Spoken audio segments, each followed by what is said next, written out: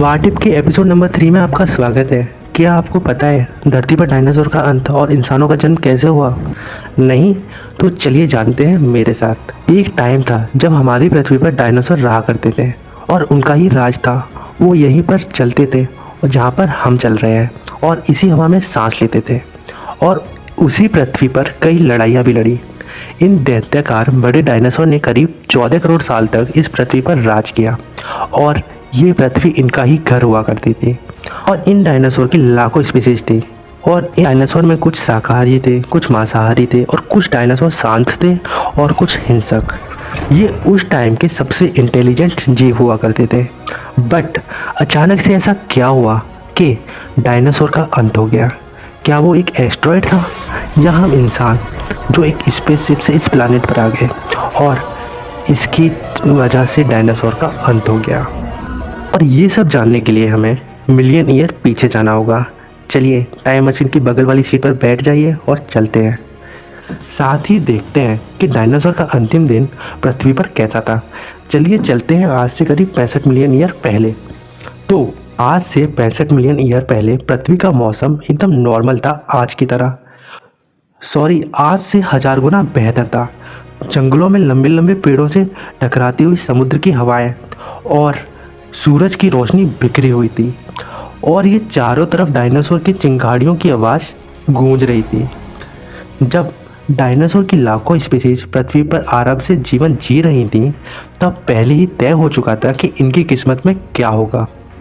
आज से करीब 10 करोड़ साल पहले एक छोटा एस्ट्रॉयड का टुकड़ा जो ट्रैवल कर रहा था और जो पृथ्वी से 20 करोड़ मील दूर मंगल और बृहस्पति की बेल्ट में घूम रहे एक बड़े एस्ट्रॉयड से जा टकराता है, और इसका इम्पैक्ट इतना ज़्यादा होता है कि उस एस्ट्रॉयड की डायरेक्शन चेंज हो जाती है और वो पृथ्वी की तरफ 20,000 मील पर आवर की स्पीड से बढ़ने लगता है।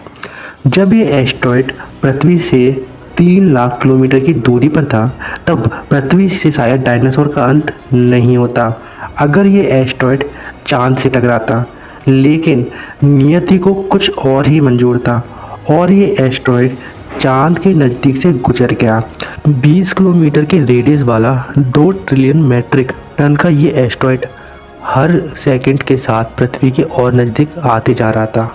और जब ये एस्ट्रॉयड पृथ्वी के एटमॉस्फेयर के संपर्क में आता है, तो इसकी स्पीड 70,000 किलोमीटर पर आवर हो गई, और पृथ्वी के एटमॉस्फेयर में जैसे ही ये एंट्री करता है, ग्रेविटेशनल फोर्स की वजह से ये आग के गोले में बदल गया होता है, और ये इतनी तेज़ी से पृथ्वी की तरफ आ रहा होता है कि सिर्फ 3 मिनट में इसने अटलांटिक ओशियन को पार कर लिया।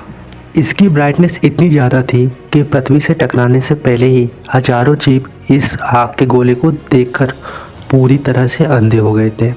और ये जीव उस एस्ट्रॉयड को देख तो नहीं पा रहे थे, बट उसकी गर्मी को महसूस कर रहे थे, और कुछ सेकंड में ये एस्ट्रॉयड पृथ्वी से टकरा जाता है, और लगभग 3500 सेल्सियस की एनर्जी वाला एक भयानक विस्फोट होता है। और इस टकराव का इम्पैक्ट लगभग 10 से 12 हाइड्रोजन बॉम्ब के विस्फोट के बराबर था, और इसका इम्पैक्ट इतना ज़्यादा था कि पृथ्वी की लाखों टन धातु अंतरिक्ष में चली गई, और टकराव वाली जगह पर 200 किलोमीटर चौड़ा और 20 किलोमीटर गहरा गड्ढा बन गया।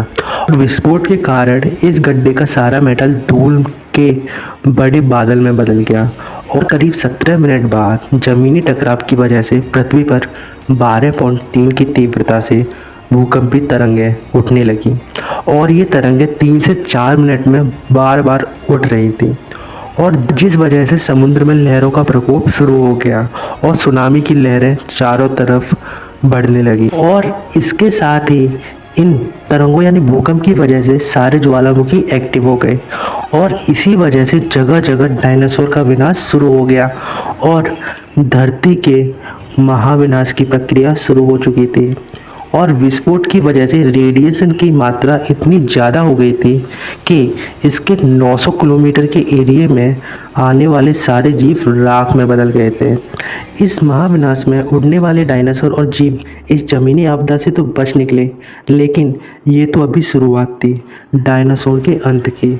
और इस विस्फोट के कारण जो लाखों टन मेटल और पत्थर स्पेस में गया था, वो ग्रेविटेशनल फोर्स के कारण करीब 30 मिनट बाद आग की गोलों की तरह बरसने लगा।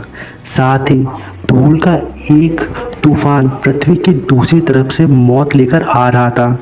धूल के बादल कई किलोमीटर मोटे थे और इसी वजह से सूरज की रोशनी पृथ्वी तक नहीं पहुंच पाई और पृथ्वी का तापमान 250 डिग्री सेल्सियस तक होने के कारण पृथ्वी पर पेड़ पौधे राख में बदल चुके थे और 2 घंटे बाद ये टेम्परेचर 500 डिग्री सेल्सियस तक बढ़ गया और जो डायनासोर इससे लाखों किलोमीटर दूर थे वो भी गर्मी से बच नहीं पाए और इस प्रलय से पृथ्वी की कुल 90% स्पीसीज खत्म हो गई और जो 10% जीव बच गए थे उनमें से भी सिर्फ वही जीव जिंदा रह सके और जिनका वजन 40 किलो से कम था, क्योंकि इस महाप्रलय में लाखों की संख्या में जीव मारे गए थे और पेड़ पौधों की सारी आबादी भी खत्म हो चुकी थी और जिस वजह से जो विशाल जीव बचे हुए थे उनको खाना नहीं मिला और डायनासोर का अंत हो गया और छोटी स्पीसीज के लिए ये एक अवसर से कम नहीं था